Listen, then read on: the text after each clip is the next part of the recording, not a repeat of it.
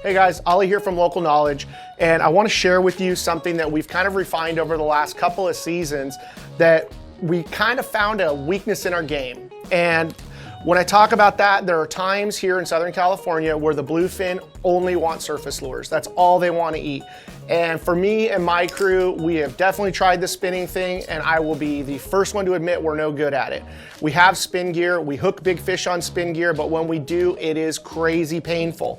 That combined with the fact that a lot of our clients out here when we charter are not used to fishing spinning gear, and it can be really awkward for them to pull on a big fish with it. We all grew up using spin for trout and bass and stuff like that, but when it comes to a heavier, tackle situation, a bigger fish, if you're not used to pulling on it or you don't have that technique down, it just is tough. So when these bluefin first arrived, we kind of started throwing surface iron at them with our traditional 9-foot, 40-pound rated surface iron rods.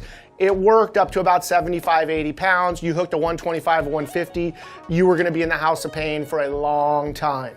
So we kind of went away from that with the kite and the emergence of trolling and all that. We weren't casting at them too much.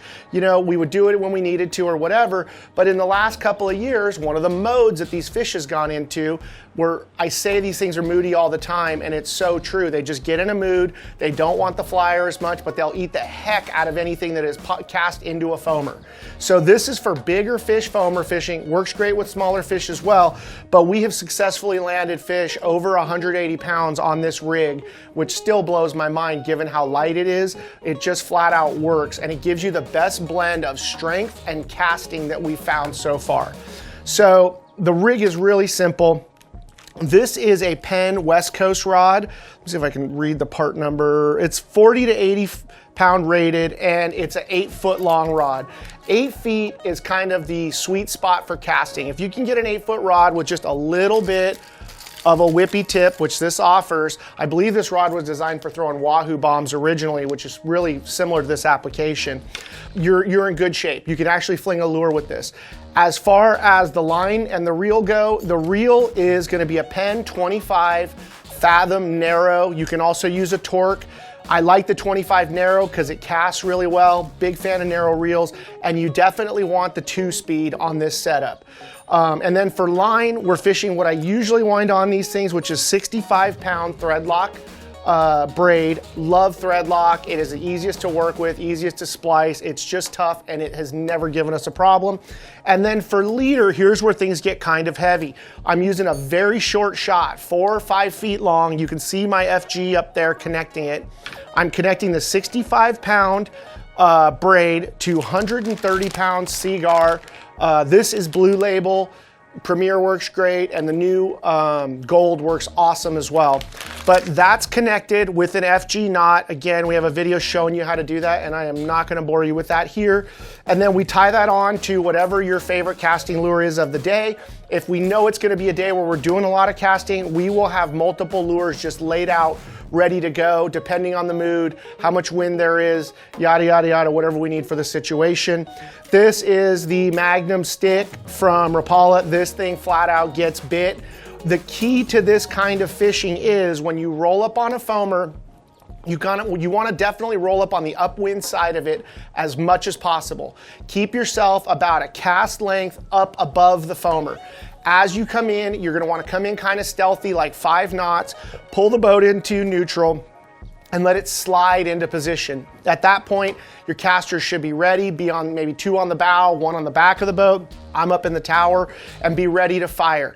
I can't stress this enough. I see guys on my own boat screw this up all the time. Do not cast until you are 100% sure you can get this lure into that foam. If you miss by 5 feet, you're out of business. And now you're handcuffed, winding that thing back in order to reload for another cast. And as we know, sometimes that foamer stays up for 2 seconds and sometimes it stays up for 2 minutes.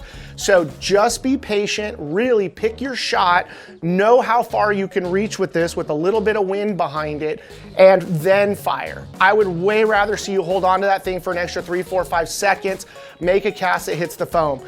9 times out of 10, if they are whipped up and foaming, you get this lure or this lure. This is a small heavy iron. It's a Salas 7X Junior.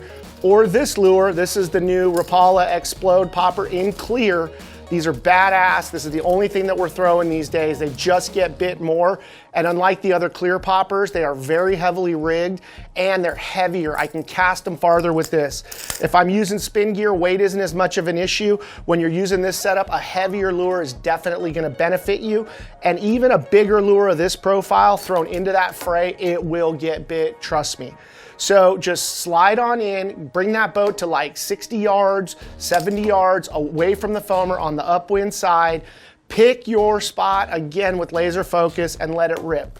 The best thing about this setup is it is a nice heavy rod with plenty of backbone. It's got a loose tip, but once you're bit, now you can go to kind of your regular game. You can fight the fish standing up with it under your arm, under your belly. And when that fish gets up and down, this rod is stout enough where we put it into our wrap pipe or on the rail, and we can fight this fish on the rail in low gear. And the low gear is really what turns the tide here. That's what allows us to land these fish that are honestly way too big to be casting to with most gear, and we put them in the boat very consistently. The only other thing that I would forewarn you with this setup is you're gonna pull hooks. It's just part of the business. You're gonna throw this lure with all these points into a massive foamer with fish flying in every direction. You're gonna hook them in the head, you're gonna hook them in the side of the face, you're gonna get a bad hook set in the mouth. The hooks are gonna come out. Don't get frustrated. Rewind, reload, and let it rip again. It's just part of the deal. But with this setup, you are prepared for that 200-pound fish that comes out of that school of 60-pounders and smokes it, and you will be able to land that fish comfortably. It's gonna take a little bit more time, sure. You don't need a mountain of drag on here. Like I'm probably setting these at 15, 16 pounds, maybe go past the button up to like 22. The 65-pound braid is very capable of handling that. Obviously the 130-pound leader is gonna keep you from getting chewed off and also give you some more time to land that fish in case you do have one wolf the bait. This leader will buy you some time, rub it against their teeth. Then after you land a fish, check your leader. If you need to swap it, swap it. Otherwise, just reload and go at it again. For us, this has become one of our go-to day in, day out weapons that we're always using, and it is always rigged and on the boat during the summertime and fall months. Hopefully this works for you as well. I hope you catch a few more fish, maybe land some of those bigger heartbreak fish that you've been busting off in the past. I hate to see anybody go undergun to these bluefin. They do get really big and the schools really will vary in size, and it's easy for anybody to be caught off guard with too small of a rig. If all else fails, I would even start with this rig just because I'm so confident in our ability to land bigger fish on it. So that's it. This is our big fish casting rig, conventional setup. Works great. Hope it works for you. Hope it helps you put a few more fish in the boat. If you enjoy this video, please give us a follow, a like, and leave us a comment. Your comments are what shape the future of these videos, and we just love to hear from you guys. Thanks so much, and we'll catch you out on the water.